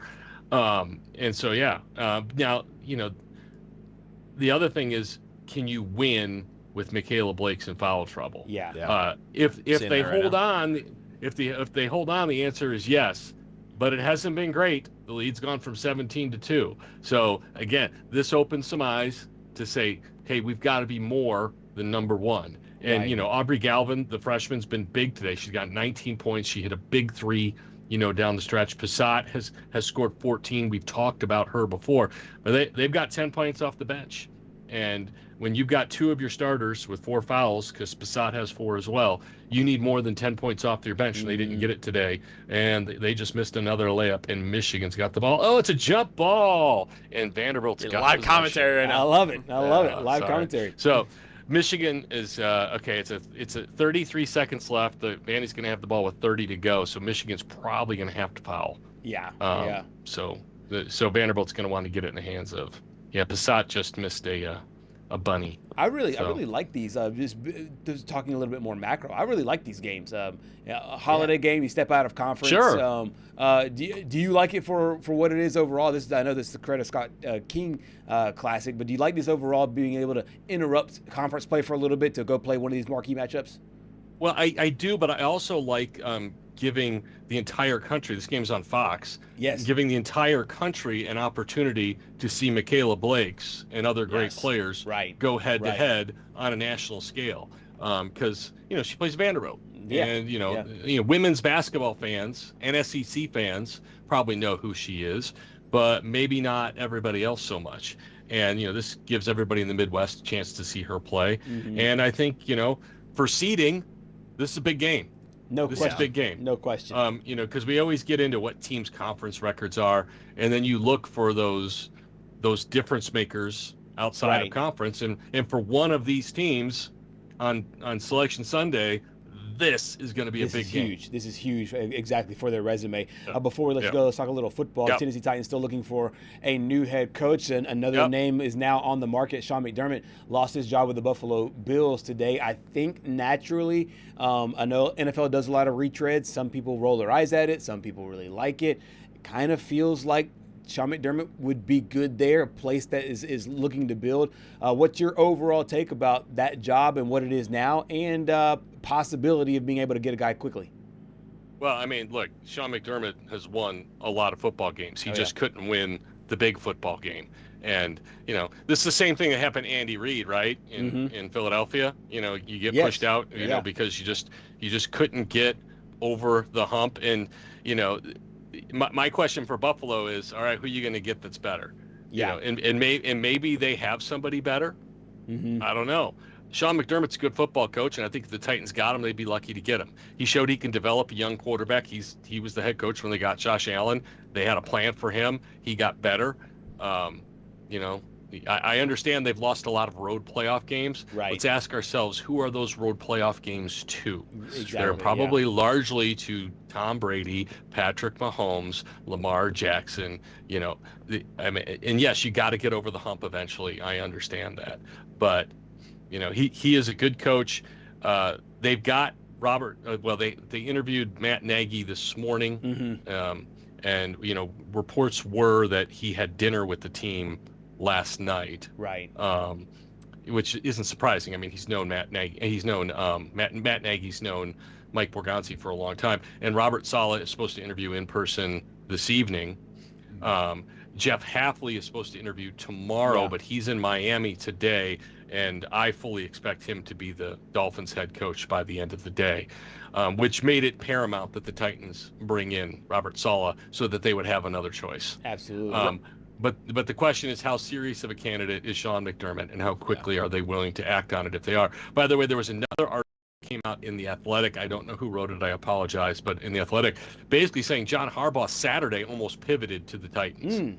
Wow. When he was they were having he and the Giants were having problems with language. Right. And even while they were negotiating, his agent was still in close contact with the Titans. They were the only team that they were still in contact with. Now, maybe using the Titans for leverage. Maybe. Who knows? But still. But it sounds like the Titans were his second choice. And what's the difference between second choice and fourth choice? Nothing.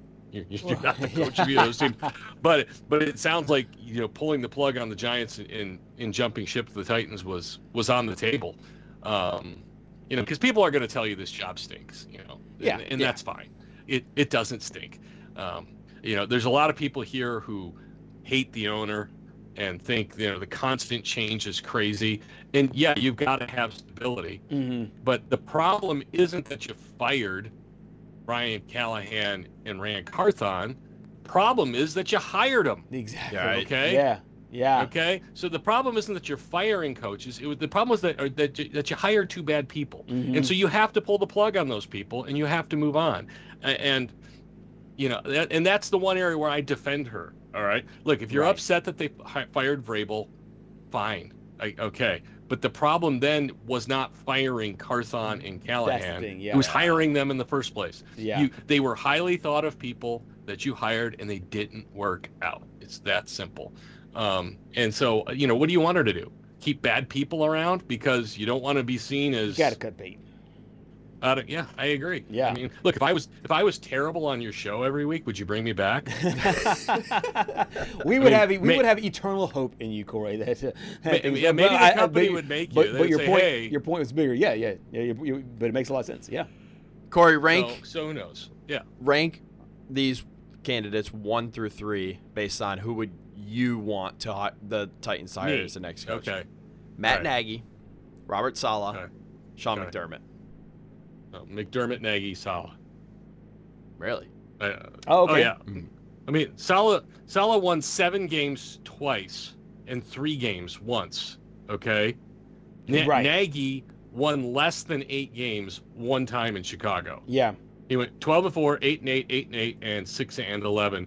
And yes, Saleh was with the Jets, and yes, he had quarterback issues, but I don't believe Mitch Trubisky or Justin Fields have proven to be starters in the NFL. They've been tried, and they've been failed. And I'm not sitting here campaigning for Nagy. I just think the Nagy hate is way overstated. Right. And I think in this town, there's a lot of Saleh love because he's a lot like Vrabel. Yep. And people see Vrabel succeeding, and they've got sour grapes that he's gone because they remember winning with him. They don't remember being 6-18 the last 24 games with him. And by the way, he would have won more than 3 games here the last 2 years. For sure. I'm for sure. But he also wouldn't have had Drake May. Yes. So he would not have the Titans in the AFC Championship game. I can guarantee you that. Okay. So he's a good coach, and the Titans need a good coach. And Saleh does appear to be leader of Ben, and they clearly want a leader. There are different kinds of leaders, but I think for a lot of Titans fans, they see a lot of Vrabel in Saleh. I call him Bald Vrabel, and so I think that's why there's a lot of love for him. And I think also Nagy being close to Borgonzi irritates a lot of fans. Right. They make it feels like it wasn't a real search if you hired that guy. Yeah. Now, we have a very similar scenario that already took place here in the state of Tennessee when the University of Tennessee and Danny White looked for a football coach. Yep. And they took some big swings, and Vanderbilt just won 17. Yeah. Yes. Vanderbilt got the win. Got the win.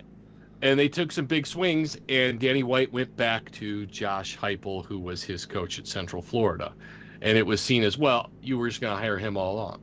Well, you know what? He knew he was a good coach, and he's done a nice job at Tennessee, right? Mm-hmm. And so and my feeling is always this, guys. You hire people to do a reason. Right. And if Mike Borgonzi believes that Matt Nagy is the guy, regardless of the relationship, because he's not going to hire him just because he's friends. For sure. Right. For sure. Nobody's that stupid. Yeah. Okay? Right. Because you're banking your job on it. All right? So that whole argument is incredibly flawed. Incredibly flawed. But if he feels that Matt Nagy's the guy, then you just got to say, okay, then he's going to be our coach. we hired you to do this, and if he fails, you're probably out too. Yep. Because that's the way this works, right? Yeah, no question. And so if you're not willing to trust that Matt Nagy's the guy with Mike Borgonzi, then you should just fire Mike Borgonzi right now. Yeah. Because you're not trusting him to do the job you hired him to do. Absolutely. And I know fans don't like to hear that. Tough. That's the way it is. Yeah. That's the reality. It certainly is, and you're spot on there. And we would expect probably something soon. I would think you would hope with the Titans they were the first to fire, so hopefully they would be in. I would think by tomorrow they've got a head coach. Okay, yeah. So by tomorrow we'll be on the lookout for that. Corey, the Vanderbilt women picked up a big one, 19-0 so far on the year. Yep. Huge game big for them. We'll win. see if the men can get back on track there as well. Thank you so much for your time here on Southeast Sports Plus. The hair is spot on. I just got it cut. The hair's looking good. I just got mine cut yesterday. I was gonna say, Patrick, you're looking fresh. Oh, thank you. I appreciate it. Your partner always looks fresh, but you look really fresh today. I don't know. The hair game for both you guys certainly on point. You're the man. I'm just glad I still got some, guys. I'm getting old. Oh, before we let you go, give me a score tonight. 31-17 Indiana. Ooh, okay. I think we're all going Indiana. This reminds me a lot of last year with Indiana as Ohio State just steamrolling everybody through the playoffs. Right. And Miami looking a lot like Notre Dame through the playoffs. Yeah. And I just think Miami just looks unstoppable. Yeah. So, which I never thought I'd say in my life, but here we are. I know. And we'll see if the Hoosiers can get it done tonight. Corey, thank you so much for your time, buddy. All right, later. All right, see ya. Corey Curtis joining us from Nashville. He, like Roger, I know Roger didn't say it on the show because he's watching nervously, but he will not wear a single ounce of apparel. Not one apparel. Not a gear guy. He won't gear up. In fact, if he gears up, he might be gearing up in Miami colors accidentally, like he did watching Indiana basketball play North Carolina. Coming up next year on Southeast Sports Plus, we break down another great weekend in the NFL. Find out which SEC players are moving on to the conference championship round. That and more next.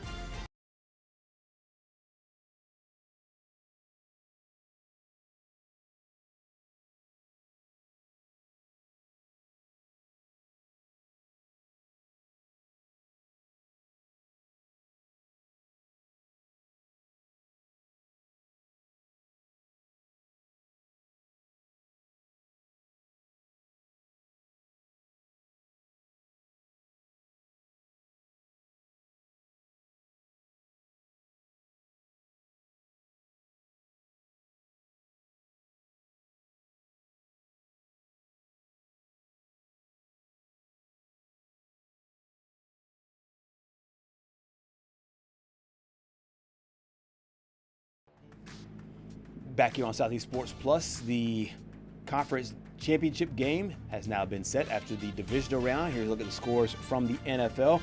The top seeds end up moving on. The Denver Broncos knocking off the Buffalo Bills 33-30. The Seahawks all over the banged up San Francisco 49ers 41-6. And the two seeds advanced there as well. The 1-2 seed advances. The New England Patriots got a win over the Houston Texans.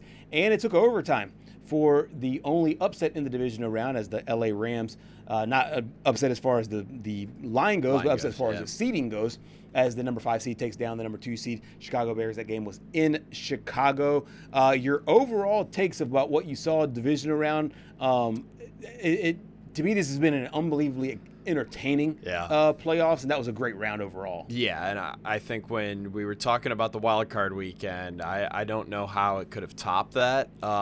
This one, I don't think the divisional round topped that, but it definitely gave us some pretty good entertainment outside of the Seattle game. I mean, that was just an absolute beating. And I think a lot of people were talking about Zach Charbonnet, who is now out for the rest of the season with a torn ACL, as the lead back for Seattle. And I had watched Kenneth Walker when he was at Michigan State. Yeah. And the fact that Seattle thought that he was the second best running back kind of hurt me, in my opinion, because, I mean, this dude's explosive. And I think we got to see that firsthand. The north of 100 rushing yards, 3 total touchdowns there for him in that game. He's going to have a major workload as they go up against the Rams for the third time. We'll get to that game in a minute, but your Patriots were able to pull out a win and probably the ugliest game of the weekend. Yeah, 8 turnovers in all. Patriots taking advantage of the 5 turnovers from the Houston Texans, but you're right. It was sloppy conditions and even sloppier play at times for this New England Patriots football team headed back to the conference championship game. Everything's kind of broken their way, and even the struggles for that guy, C.J. Stroud. I'll tell you what, it just feels that like, he's been chasing that rookie year for a very long time now. Drake May and company, they get the win. May with 3 touchdowns, an interception, and a fumble there as well. So it was a clean game as far as penalties go. Not a lot of penalties. I think 7 penalties overall, but very sloppy game just in general. I do think that, yes, I'm a Patriots fan, so I will say this, understanding the mindset that I'm coming at it with, but the Patriots did benefit from a very easy schedule. If you take a look at it in the history of football, this is one of the easiest schedules ever. And they played 2 teams that end up having a winning record. One of them was the Buffalo Bills, and they split with them, won 1, lost 1.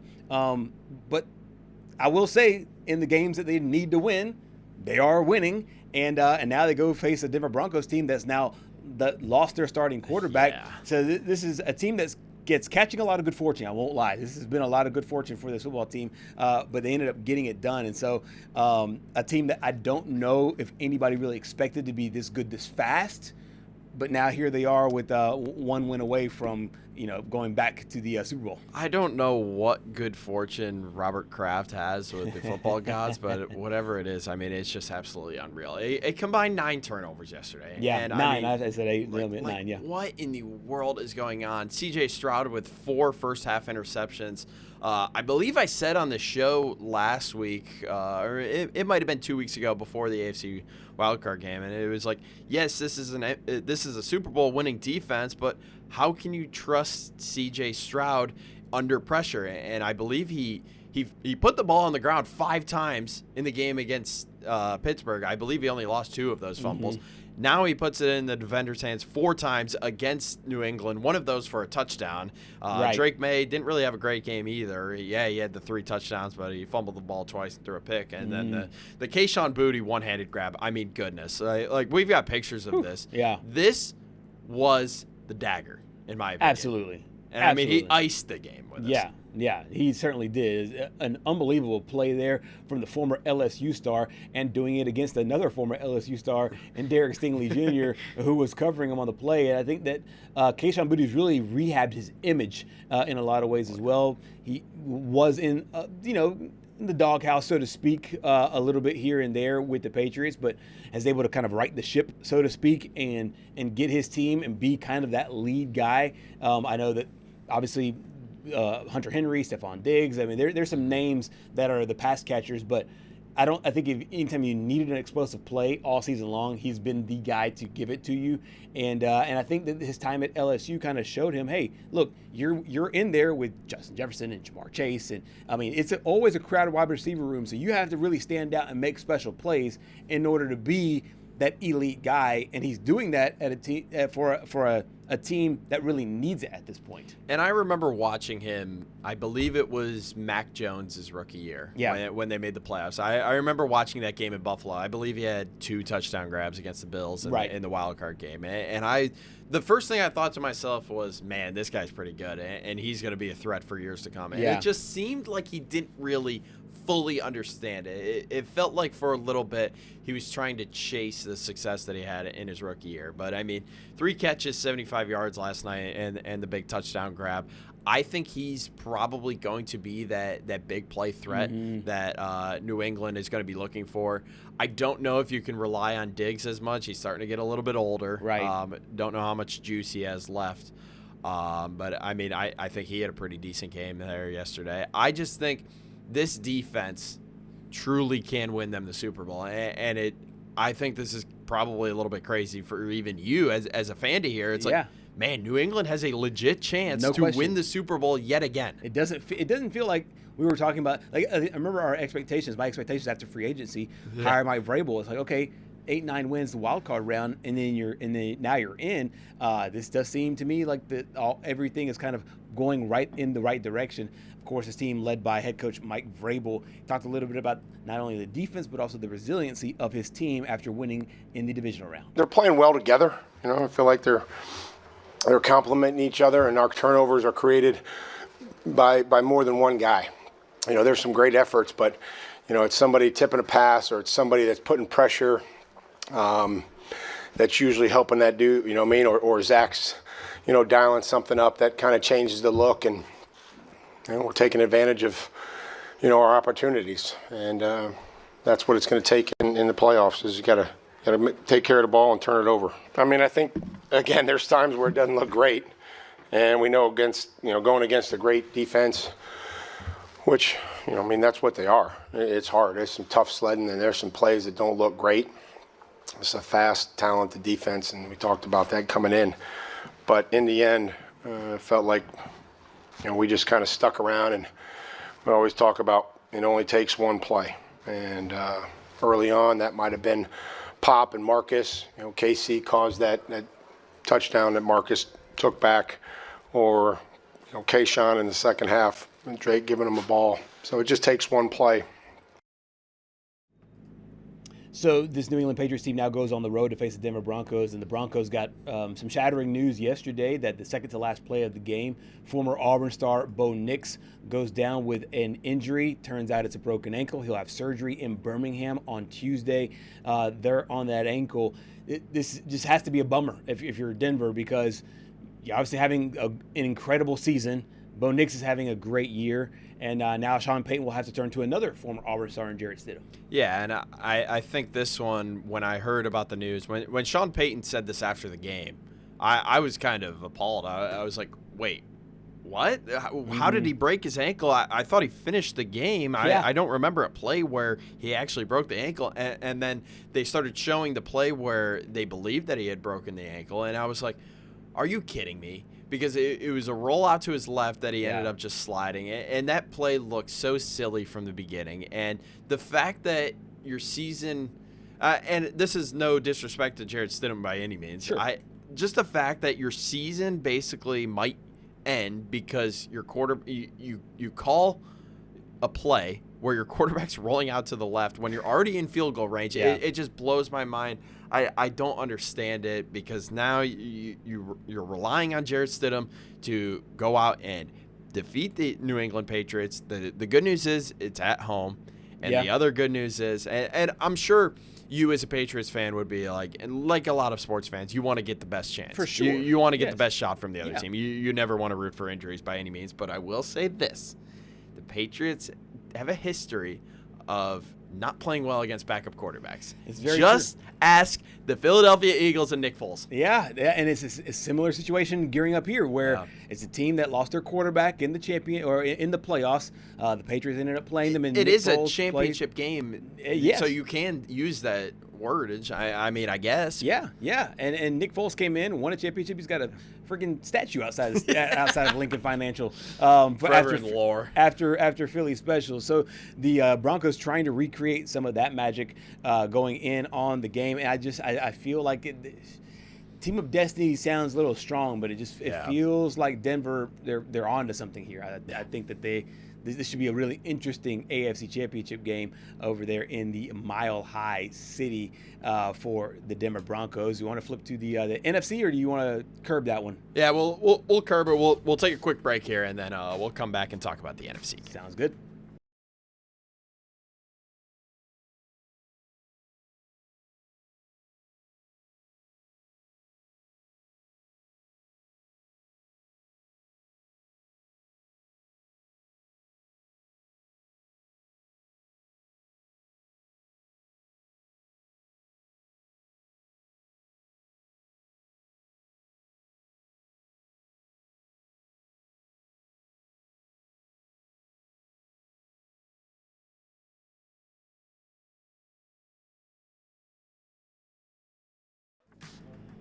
Southeast Sports Plus continues here on this Monday. We'll get to the national championship game here in just a little bit. But first, the conference championship game in the NFL, the NFC and the AFC. We broke down the AFC moments ago, New England and the Denver Broncos. Meanwhile, in the NFC, it's the number 1 seed Seattle Seahawks, a team that blew away the San Francisco 49ers. Was not taking even on close.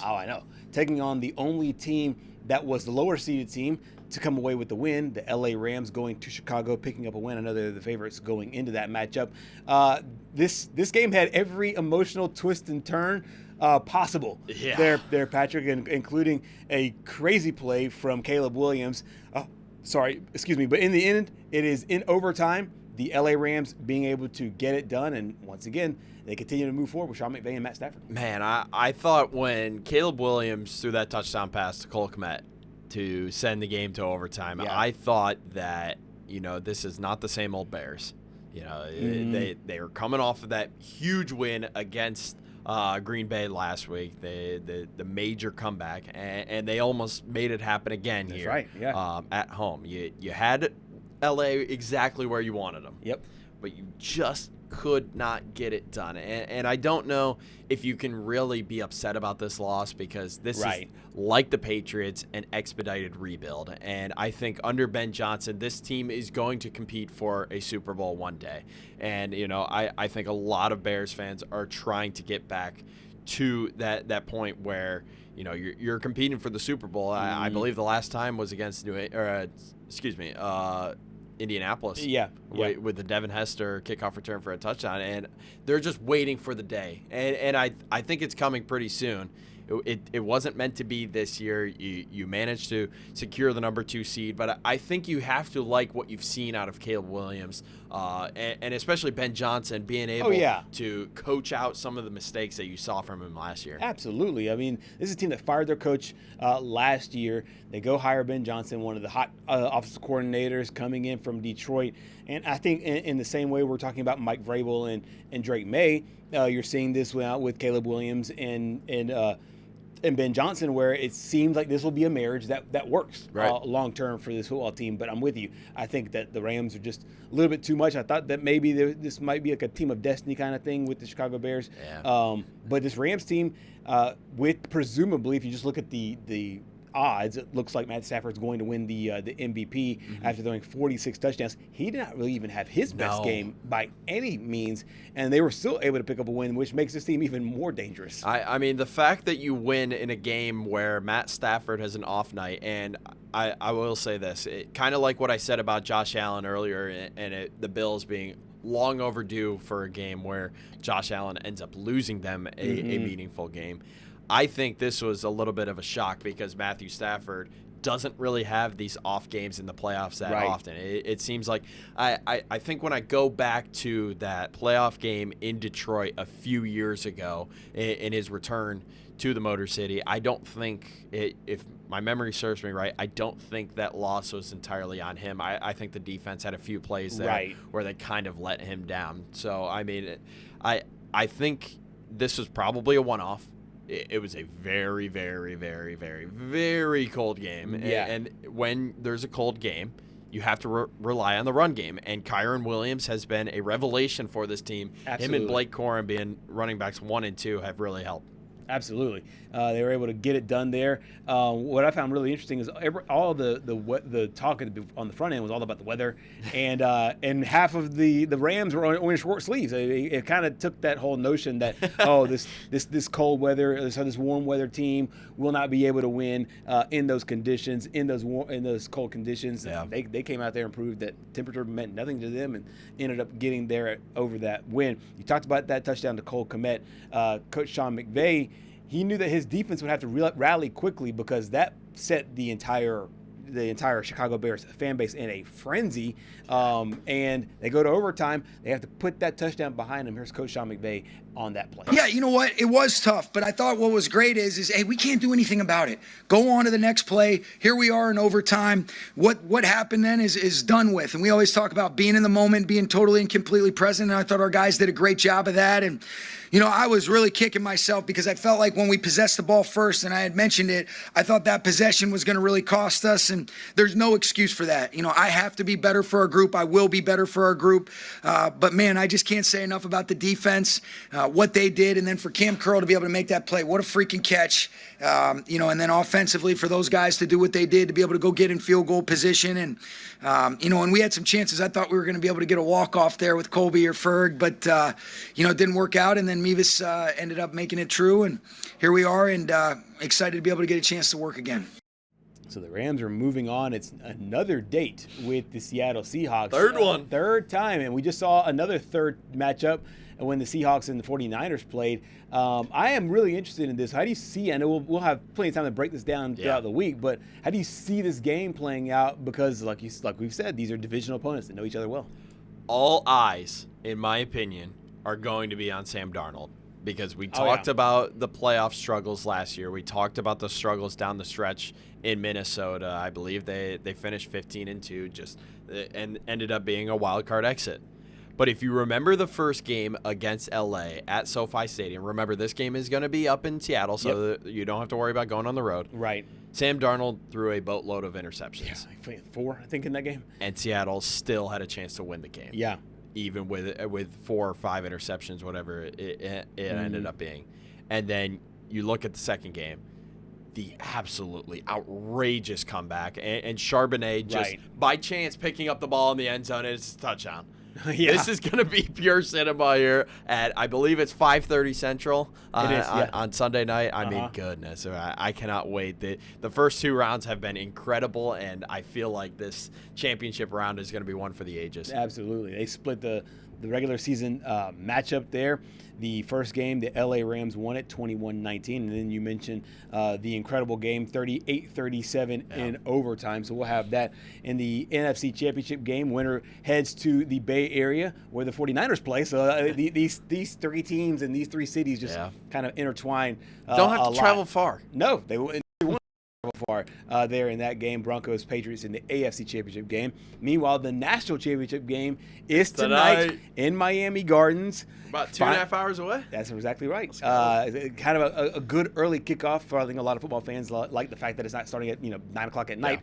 Your take on this one as we close up today's show and your predictions for what's going to happen tonight. Number one, I don't think we need to get over the national championships being on Monday. I mean, Game 3 of the College World Series is on a Monday. National championship for basketball is on a Monday. Like what are we doing? Come on, move it to Sunday night. I know you don't really want to compete with the NFL or anything, but just move the NFL all up to Saturday to make it even for everyone, and then you give every team an extra day of rest.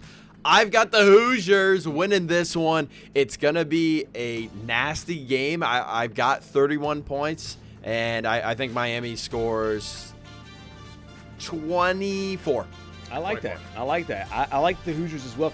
Everybody going with the Hoosiers makes me a little nervous, though, because I don't want to be on everybody's side. I'm actually rooting for Indiana. I can't go the other way.